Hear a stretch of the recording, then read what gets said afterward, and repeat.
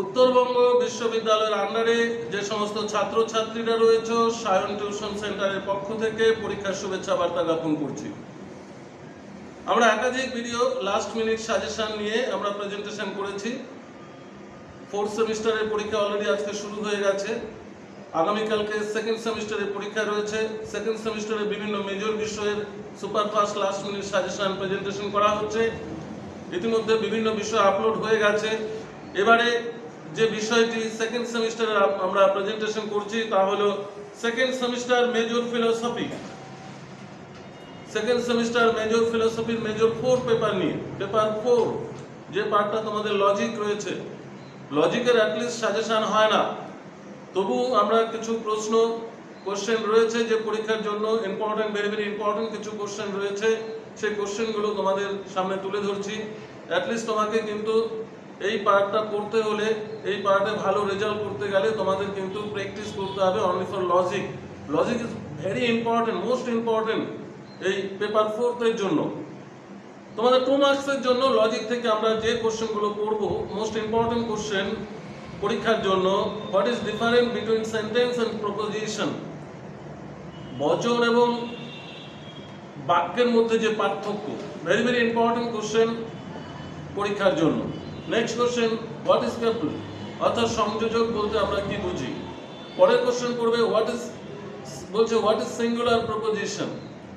পরের কোশ্চেন করবে what is mood and figure, বলছে what is mood and figure. এখানে কিন্তু তোমাদের ডেফিনেশন যেমন থাকতে পারে, ডিফারেন্সও কিন্তু থাকতে পারে, দিতে পারে what is difference between mood and figure, এভাবেও তোমাদের কোশ্চেনটা দিতে পারে। অর্থাৎ আবার আলাদা আলাদা করে ডেফিনেশন দিতে পারে, মুডের ডেফিনেশন, হোয়াট ইজ মুড, বা what is definition by mood, what is definition by figure. At last এভাবেও দিতে পারে what is distance between difference mood and figure. Next question, what is mediate inference. তোমাদের যেমন অমাধ্যম অনুমান রয়েছে, সমাধ্যম অনুমান রয়েছে, দুটোই কিন্তু তোমাদের দেখে যেতে হবে। তারপর তোমাদের পড়তে হবে when a deductive argument of invalid, অর্থাৎ একটি যুক্তি কখন অবৈধ হয়, বৈধ হয়, সেটা কিন্তু তোমাদের দেখে যেতে হবে। এছাড়াও তোমাদের যে কিছু কিছু প্রশ্ন রয়েছে, 2 মার্কসের যে কোশ্চেন রয়েছে, যে লজিক কাকে বলে, বচন কাকে বলে, ন্যায় কাকে বলে, আর্গুমেন্ট রয়েছে, যুক্তি কাকে বলে, এই বিভিন্ন ধরনের ছোট প্রশ্নগুলো রয়েছে। এছাড়াও কিন্তু তোমাদের যে ভেন চিত্র রয়েছে, যে ভেন ডায়াগ্রাম রয়েছে, ভেন ডায়াগ্রামের যে তোমাদের লসগুলো রয়েছে, যে A equal to SP bar equal to 0, এরকমও দিয়ে দিতে পারে যে SP bar equal to 0, what is mean by SP equal to 0। অর্থাৎ এই যে টপিকগুলো রয়েছে, কারণ লজিকের থেকে ছোট প্রশ্ন কমন পাওয়া খুব কষ্টের ব্যাপার, কারণ তোমরা যদি লজিক জানো তাহলে ছোট প্রশ্ন মুখস্থ করার কোনো প্রয়োজনই হয় না।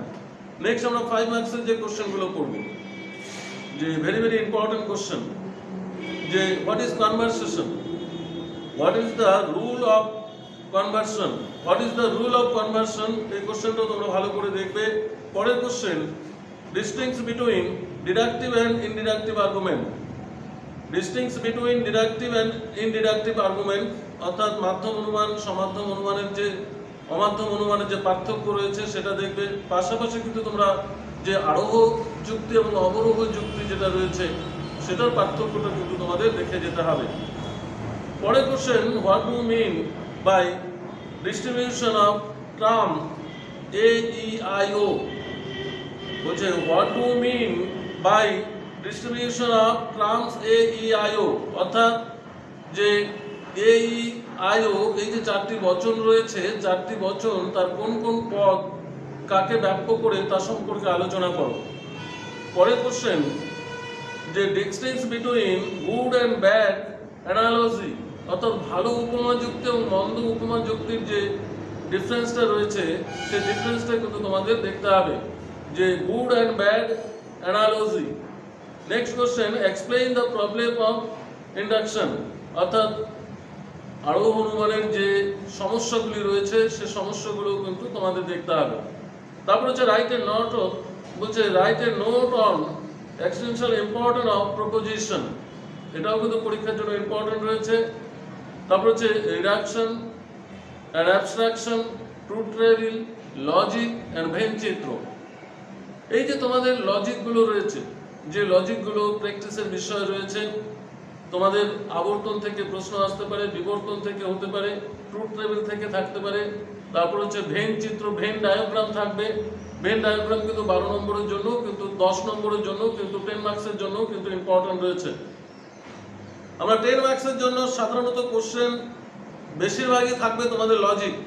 10 মার্কসের যে কোশ্চেন থাকবে, কোশ্চেন খুব সংখ্যায় কম, কোশ্চেন হয়তো একটা থেকে দুটো থাকতে পারে, আদারওয়াইজ বেশিরভাগ প্রশ্নগুলো কিন্তু তোমার লজিকের মধ্যে পড়ে যাবে।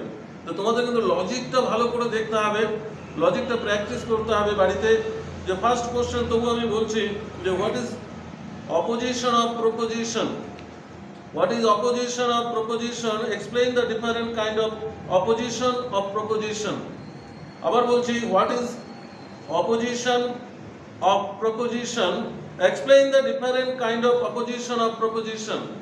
অর্থাৎ বচনের বিরোধিতা, অর্থাৎ বচনের বিরোধিতার যে চতুষ্কোণটি রয়েছে, এই বচনের বিরোধিতার চতুষ্কোণটি কিন্তু মোস্ট ইম্পর্টেন্ট কোশ্চেন পরীক্ষার জন্য তোমাদের ভালো করে দেখে যেতে হবে। নেক্সট কোশ্চেন করবে, what is the analogical argument. Next question, what is the analogical argument? Explain the criteria of analogical argument. আবার বলছি, what is the analogical argument? Explain the criteria of analogical argument. অর্থাৎ আমাদের যে আরোহ যুক্তি রয়েছে, আরোহ যুক্তির মূল্যায়নের যে মানদণ্ডগুলি রয়েছে সেটাও কিন্তু তোমাদের দেখে যেতে হবে। তারপরে নেক্সট কোশ্চেন, ফর্মাল প্রুফ রয়েছে, ভ্যালিডিটি লজিক রয়েছে, ট্রুথ টেবিল রয়েছে, ভেন ডায়াগ্রাম রয়েছে। এই টপিকগুলো কিন্তু আবারও বলছি প্র্যাকটিসের বিষয়, তোমাদের কিন্তু সার্বিকভাবে প্র্যাকটিস করে যেতে হবে, তাহলেই কিন্তু পরীক্ষায় ট্রুথ টেবিল, ভেন ডায়াগ্রাম, তারপর তোমাদের ফর্মাল প্রুফস রয়েছে, ভ্যালিডিটি লজিক রয়েছে, এই টপিকগুলো কিন্তু তোমাদের দেখে যেতে হবে।